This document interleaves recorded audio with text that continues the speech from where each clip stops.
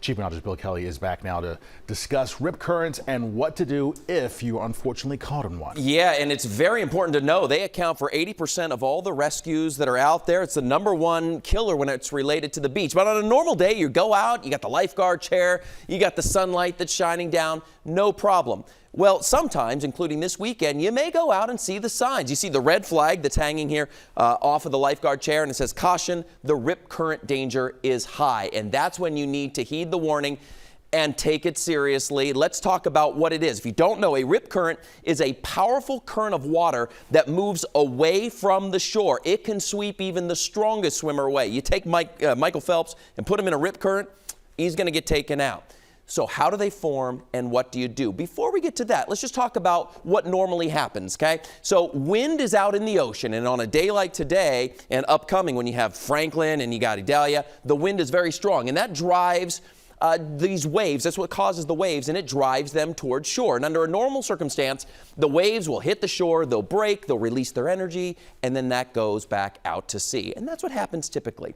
But sometimes what happens, let me show you. I'm going to take you under the water here. Sandbars will form just offshore, and when they do, what happens is that water doesn't go back out to sea like it would normally. It builds up. Now, all this is happening underneath the surface. It builds up kind of like a basin, and when it gets strong enough, that can eventually break that sandbar. And when that happens, that water pretty much rushes out like a rushing river, and that is what a rip current is. It's a stream of water that is going back out to sea. So, what do you do? A couple things to note here. You can actually tell if you look where a rip current is, because when it's going out, it's going to kind of break the waves up a little. That's one way. But let's say, take our little guy here, put him out there, you go swimming, everything's normal, you're going around, then suddenly you get pulled out to sea like this.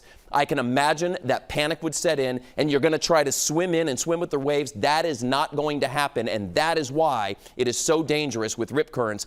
Here's the biggest thing you need to know. You stay calm, don't panic. I know that would be very hard, but you simply turn, you paddle parallel with the shore. You get out of that rip current, and when you get out of that rip current, then the natural form, the natural waves can draw you back in to shore. It is one of those, like I said, accounts for 80%. It's extremely dangerous. And the reason for that is because most people don't know what is happening. If you know what's happening, stay calm, swim to the side, and the waves will take you right back in. That current danger for us, the rip current danger, it's going to be high the next couple of days, guys. Ben, back over to you. All right, Bill, thank you so much.